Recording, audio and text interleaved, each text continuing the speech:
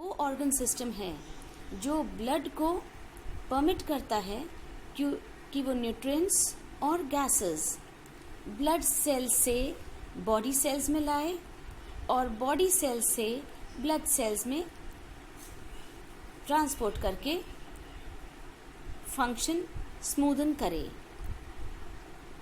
Blood का काम या सर्कुलेटरी सिस्टम का काम डिजीज फाइट करने में, स्टेबलाइज करने में टेम्परेचर को और पीएच को, और इस प्रकार होम्योस्टेसिस मेंटेन करने के काम आता है। ये हमारा ह्यूमन बॉडी का सर्कुलेटरी सिस्टम है जो इन डिटेल बाद में पढ़ेंगे।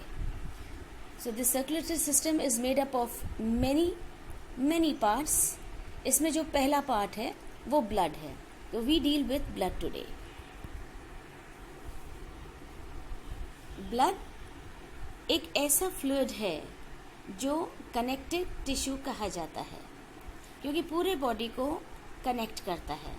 ये वो फ्लूइड है जो ट्रांसपोर्ट करता है ऑक्सीजन और न्यूट्रिएंट्स को सेल में और वहाँ से कार्बन डाइऑक्साइड और वेस्ट बाहर निकाल देता है। टेक्निकली ब्लड एक ट्रांसपोर्ट लिक्विड भी है और एक टिश्यू भी है। ये ट्रांसपोर्ट लिक्विड है क्योंकि ये हार्ट द्वारा पंप किया जाता है और बॉडी के डिफरेंट पार्ट्स में पहुंचाया जाता है और वहाँ से वापस रिटर्न करके ये प्रोसेस फिर से रिपीट किया जाता है। ब्लड टिश्यू भी है और फ्लूइड भी है। टिश्यू इसलिए क्योंकि एक टिश्यू में डिफरेंट तरह की सेल्स होती हैं, या एक tissue is a collection of similar sales that perform a particular function. ये सारी सेल्स लिक्विड फेज में सस्पेंडेड रहती हैं और इस फेज को प्लाज्मा कहते हैं, और जो सेल्स हैं उनको हम कॉर्पसेल्स कहते हैं। अगर ब्लड का फ्लो बंद हो जाए तो उस ऑर्गेनिज्म की मिनट्स में डेथ हो जाएगी क्योंकि ब्लड फ्लो के रुकने की वजह से बॉडी के अंदर एक अनफेवरेबल एनवायरनमेंट बन जाएगा। ये ब्लड है, बॉडी के अंदर बहता हुआ ब्लड है जिसमें डिफरेंट तरह की सेल्स देखने को आपको मिल रही हैं। वाइट ब्लड सेल्स हैं, प्लाज्मा है, रेड ब्लड सेल्स हैं, प्लेटलेट्स हैं, डिफरेंट तरह की सेल्स हमारे ब्लड में पाई जाती हैं। और ब्लड इन सभी सेल्स के साथ भी एक होमोजेनस फ्लूइड की तरह बहता रहता है। ब्लड के दो कंपोनेंट्स होते हैं, एक लिक्विड कंपोनेंट जिसको प्लाज्मा कहते हैं और सॉलिड कंपोनेंट्स जिनको कॉर्पसेल्स कहते हैं। ना पहला कंपोनेंट प्लाज्मा, ये लिक्विड फेज है और इसमें 90% से अधिक पानी भरा रहता है या पानी से बना रहता है। प्लाज्मा में जो पानी होता है वो बॉडी सेल्स के पानी के साथ आराम से एक्सचेंज किया जा सकता है। इसी प्रॉपर्टी की वजह से बॉडी को डिहाइड्रेशन से बचाया जा सकता है या बॉडी के अंदर टिश्यूज को डिहाइड्रेशन से बचाया जा सकता है। पानी जो प्लाज्मा का एक बहुत इम्पोर्टेंट कंपोनेंट होता है वो इंडिविजुअल लिविंग सेल के लिए बहुत ज़रूरी है। प्लाज्मा के अलावा कुछ सेल्स होती हैं जो कॉर्पसेल्स कहलाती हैं, ब्लड में पाई जाती हैं। एक को कहते हैं आरबीसी या एरिथ्रोसाइट्स, एक को कहते हैं डब्ल्यूबीसी या लिम्फोसाइट्स, ल्यूकोसाइट्स एंड एक को कहते हैं हम प्लेटलेट्स या thrombocytes. The different types of cells are RBC, WBC and platelets. Collectively ये सारी सेल्स ब्लड सेल्स कहलाती हैं। लिम्फोसाइट और फैगोसाइट सेल्स WBC बनाती हैं या ल्यूकोसाइट बनाती हैं। ब्लड की हर तरह की सेल एक इम्पॉर्टेंट फंक्शन लेती है और उसको पूरा करती है। RBC का काम होता है या रेड सेल्स का काम होता है कि वो लंग से ऑक्सीजन लेते हैं और उस ऑक्सीजन को टिश्यूज़ को दे देते हैं। प्लेटलेट्स का काम होता है कि ये ब्लड क्लॉट फॉर्मेशन में हेल्प करे। लिम्फोसाइट्स का काम है कि वो बॉडी को इम्यूनिटी दे करके उसको रोगों से बचाए। और फैगोसाइटिक सेल्स दो वैरायटीज़ की होती हैं, एक ग्रैनुलोसाइट्स एंड एक मोनोसाइट्स। इनका काम है कि ये माइक्रो ऑर्गेनिज्म और बैक्टीरिया जो बॉडी के अंदर घुस जाते हैं उनको मार गिराए। अब ब्लड का कॉम्पोजिशन कुछ इस प्रकार है। हमने बता ही दिया कि blood is the main circulating fluid in the body. Blood की स्टडी को हेमाटोलॉजी कहते हैं। ब्लड एक फ्लूइड कनेक्टिव टिश्यू है जो मीजोडर्म से डिराइव्ड है। इसका कलर ब्राइट रेड होता है और पीएच 7.4 होता है, मतलब थोड़ा एल्कलाइन होता है। ये हल्का सॉल्टी होता है टेस्ट में और पानी से भारी होता है। एक ग्रोन अप एडल्ट में लगभग 5 लीटर ब्लड पाया जाता है जो उसके पूरे बॉडी वेट का 8% बनाता है। Now looking at the structure of blood, blood is divided into 2 constituents, एक सेल्यूलर और एक नॉन सेल्यूलर कॉम्पोजिशन। ब्लड को 2 भागों में डिवाइड किया जाता है, सेल्यूलर भाग और नॉन सेल्यूलर भाग। ये ओवरऑल स्ट्रक्चर है ब्लड का। देखिए, ब्लड को 2 भागों में डिवाइड किया है, cellular and non cellular. Non cellular भाग आगे जाके प्लाज्मा बना रहा है, जबकि सेल्यूलर भाग ब्लड सेल्स के द्वारा बनता है। ये ब्लड सेल्स आरबीसी, डब्ल्यूबीसी और प्लेटलेट्स प्रकार की होती हैं। 2 और सेल्स ग्रैनुलोसाइट्स और एग्रैनुलोसाइट्स पाई जाती हैं जो आगे जाके न्यूट्रोफिल्स, इओसिनोफिल्स, बेसोफिल, मोनोसाइट्स और लिम्फोसाइट्स में डिवाइडेड रहती हैं। Now taking the individual component अगर स्टडी करते हैं तो सबसे पहले ब्लड का सेल्यूलर कॉम्पोजिशन। ब्लड में 3 प्रकार की सेल्स पाई जाती हैं, आरबीसी या रेड ब्लड कॉर्पस्कल्स, डब्ल्यूबीसी या वाइट ब्लड कॉर्पस्कल्स एंड प्लेटलेट्स। अब पहले बात करते हैं आरबीसी की। आरबीसी को रेड ब्लड कॉर्पस्कल्स भी कहते हैं। ये सर्कुलर होती हैं, बाइकॉनकेव होती हैं, न्यूक्लियस इसमें नहीं होता मैच्योरिटी पे। इनका साइज 7 माइक्रोमीटर से का होता है और इनका डायमीटर 2.5 माइक्रोमीटर होता है। इनका अमाउंट लगभग 5.1 से 5.8 मिलियन आरबीसी पर क्यूबिक मिलीमीटर होता है एक एडल्ट मेल में, और फीमेल में ये अमाउंट थोड़ा कम होता है, 4.3 से 5.2 मिलियन आरबीसी पर क्यूबिक मिलीमीटर। इनका लाइफ स्पैन 120 दिन का होता है। अब डब्ल्यूबीसी बदले में 2 तरह के भागों में डिवाइडेड रहती हैं, एक जो दानेदार भाग होता है और दूसरा जिसमें दाना नहीं होता, ग्रैनुलोसाइट्स एंड एग्रैनुलोसाइट्स। ग्रैनुलोसाइट्स 3 प्रकार की होती हैं, न्यूट्रोफिल्स, इओसिनोफिल्स एंड बेसोफिल्स। सबके डायग्राम आपको दिख रहे हैं, इनमें ग्रैन्यूल्स होते हैं। एग्रैनुलोसाइट्स में ग्रैन्यूल्स नहीं पाए जाते और ये 2 प्रकार की होती हैं, मोनोसाइट्स एंड लिम्फोसाइट्स।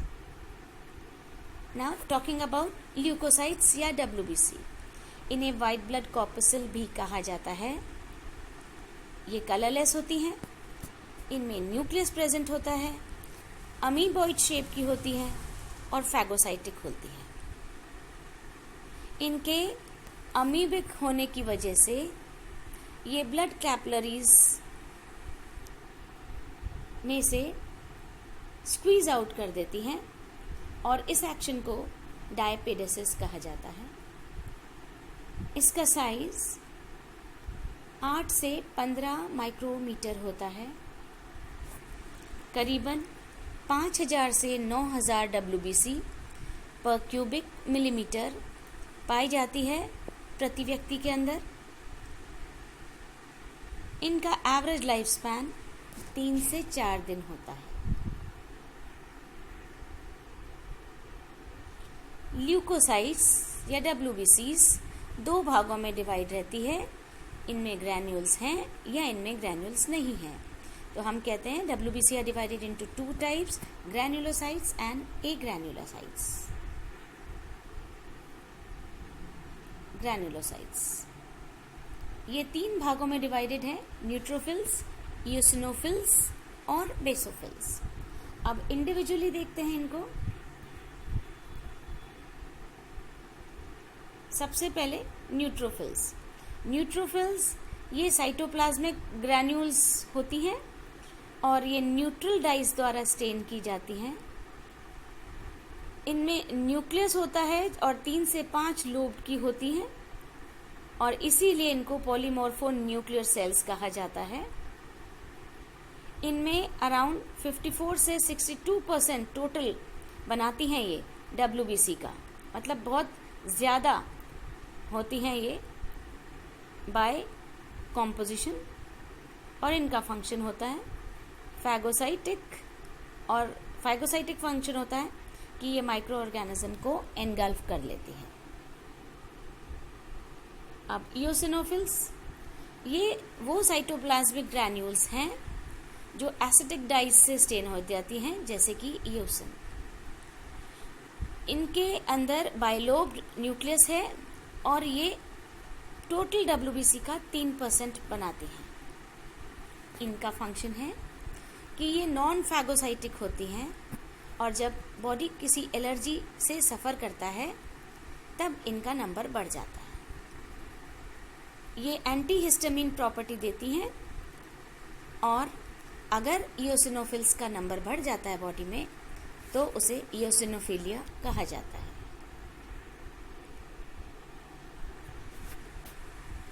बेसोफिल्स ये भी ग्रैनुलोसाइट्स हैं। ये साइटोप्लाज्मिक ग्रैन्यूल्स हैं जो बेसिक स्टेन लेती हैं, जैसे मिथिलीन ब्लू। इनमें ट्विस्टेड न्यूक्लियस पाया जाता है। ये अबाउट टोटल WBC का महज 0.5% बनाती हैं और इनका काम नॉन फैगोसाइटिक होता है। ये हिपैरिन नाम का एंटीकोगुलेंट रिलीज करती हैं और हिस्टामिन भी रिलीज करती हैं।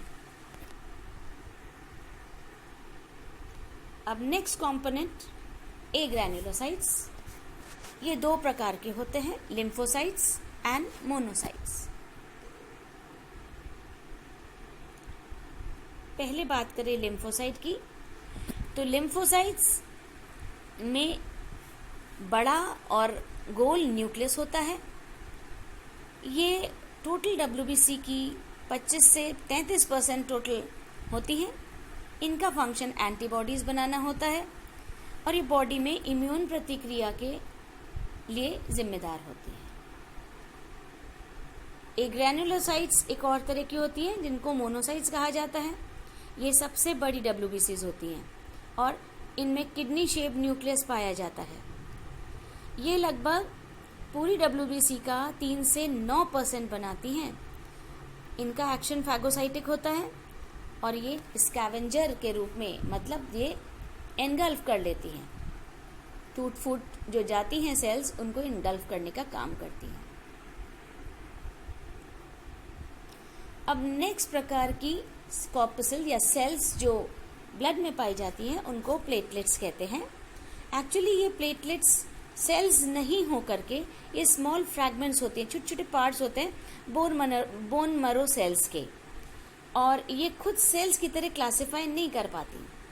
इनका फंक्शन होता है कि ये वेसो कंस्ट्रक्शन करती हैं, वेसल्स को सिकुड़ाती हैं। ये टेम्पररी एक प्लग बनाती हैं प्लेटलेट का, जिसके द्वारा ब्लीडिंग रोकी जा सकती है। ये प्रोकोगुलेंट सिक्रीट करती हैं, जिससे ब्लड का स्कंदन बढ़ाया जा सकता है या ब्लड क्लॉट फॉर्मेशन हो सकता है। ये ब्लड क्लॉट को डिसॉल्व भी कर लेती हैं। ये बैक्टीरिया जो घुस जाते हैं ब्लड में, उनको डाइजेस्ट करके उनको डिस्ट्रॉय कर देती हैं। ये कुछ केमिकल सिक्रेट करती हैं जो न्यूट्रोफिल और मोनोसाइट को अट्रैक्ट करते हैं उस जगह जहाँ पे इन्फ्लेमेशन हो गया होता है या जहाँ इन्फेक्शन होता है। ये कुछ ग्रोथ फैक्टर्स भी सिक्रीट करती हैं जो ब्लड वेसल्स की लाइनिंग को मेंटेन करने का काम करते हैं। अब ये थी सारी सेल्स जो ब्लड में पाई जाती हैं। अब ब्लड का वो हिस्सा जो सेल्यूलर नहीं होके नॉन सेल्यूलर होता है उसको हम प्लाज्मा कहते हैं। The liquid phase of blood is known as plasma. Plasma ये ऑफ वाइट कलर का होता है या स्ट्रॉ कलर्ड होता है, हल्का अल्कलाइन होता है और गाढ़ा फ्लूइड होता है। इसमें भी 92% पानी भरा होता है और 10% सोल्यूट्स होते हैं और 7% प्रोटीन्स पाए जाते हैं। प्लाज्मा में प्रोटीन्स होते हैं प्रेजेंट, जैसे serum albumin, serum globulin, heparin, fibrinogen, prothrombin, और ये क्लॉट फैक्टर्स की तरह काम करते हैं और फिलहाल इनएक्टिव फॉर्म में होते हैं। कुछ और न्यूट्रिएंट्स जैसे ग्लूकोज, अमीनो एसिड्स, ग्लिसरॉल भी पाए जाते हैं प्लाज्मा के अंदर। कुछ नाइट्रोजनस अपशिष्ट पदार्थ जैसे यूरिया, यूरिक एसिड, अमोनिया और क्रिएटिनिन भी पाया जाता है प्लाज्मा के अंदर। कुछ गैसेस जैसे ऑक्सीजन, कार्बन डाइऑक्साइड और नाइट्रोजन प्लाज्मा में पाई जाती हैं। कुछ रेगुलेटरी सब्सटेंसेस जैसे कि एंजाइम्स और हार्मोन्स भी प्लाज्मा का इम्पॉर्टेंट हिस्सा बनाते हैं। इनके अलावा कुछ इनऑर्गेनिक सब्सटेंसेस जैसे बाइकार्बोनेट्स, क्लोराइड्स, फॉस्फेट्स, सल्फेट्स और sodium, potassium, calcium, magnesium ions वगैरह पाए जाते हैं। तो प्लाज्मा एक बहुत महत्वपूर्ण slightly straw coloured viscous alkaline fluid होता है जो ब्लड का इम्पॉर्टेंट हिस्सा बनाते हैं। नाउ कॉम्पोजिशन ऑफ ब्लड तो अपन कर चुके। नाउ नेक्स्ट ब्लड का फंक्शन। ब्लड के फंक्शन को करने से पहले ब्लड का फंक्शन करते हैं। उसमें ब्लड बहुत तरह के फंक्शंस अंडरगो करता है, जैसे ट्रांसपोर्टेशन का, रेगुलेशन का और प्रोटेक्शन का। अब इसमें ट्रांसपोर्ट का फंक्शन रेस्पिरेशन, क्योंकि वो रेस्पिरेटरी गैसेस को अंदर और बाहर करने में मदद देता है। ये न्यूट्रिएंट या खाद्य पदार्थ कैरी करता है। देन हार्मोन्स कैरी करता है एंडोक्राइन ग्लैंड से, और साथ ही मेटाबॉलिक वेस्ट भी बॉडी का कैरी करता है, क्योंकि ब्लड के एक्सचेंज ब्लड सेल्स से बॉडी सेल्स में और बॉडी सेल्स से ब्लड सेल्स में होते हैं। तो ब्लड ट्रांसपोर्टेशन का काम करता है। ब्लड रेगुलेशन का काम करता है। तो रेगुलेशन में ये बॉडी का एक नॉर्मल पीएच मेंटेन करने के काम करता है। ये एडजस्ट करता है बॉडी टेम्परेचर, जिससे कि अंदर होम्योस्टेसिस कंडीशन मेंटेन रहे, और साथ ही ये वाटर के कंटेंट्स को भी मेंटेन करता है, जिससे बॉडी का हाइड्रेशन लेवल एकदम बराबर रहे। इसके साथ ही साथ ब्लड का इम्पॉर्टेंट फंक्शन है कि ये प्रोटेक्शन दे, सुरक्षा कवच की तरह काम करता है।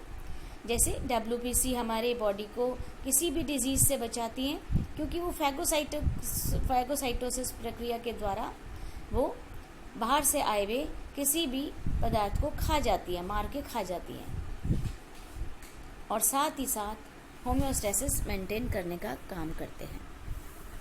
So these were the different functions the blood undergo.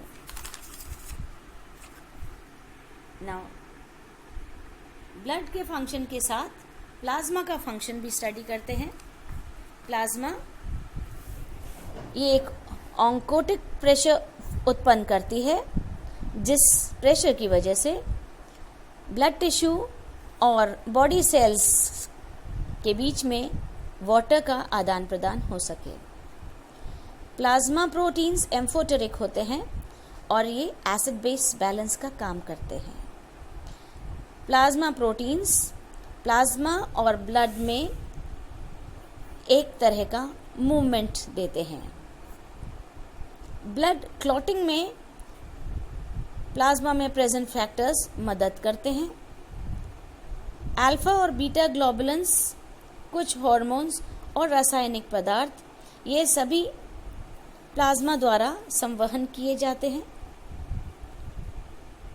कुछ डिजीज रेजिस्टेंस एंटीबॉडीज भी प्लाज्मा द्वारा उत्पन्न होती हैं। तो इस प्रकार ब्लड एक संपूर्ण कनेक्टिव टिश्यू की तरह काम करता है और हमारे बॉडी को पर्टिकुलर होम्योस्टैसिस मेंटेन करने में काम देता है। होम्योस्टैसिस बहुत ज़रूरी है, जिससे कि बॉडी के अंदर सभी तरह के फंक्शन सुचारू रूप से हो जाएं। तो with this we finish with the blood. Thank you.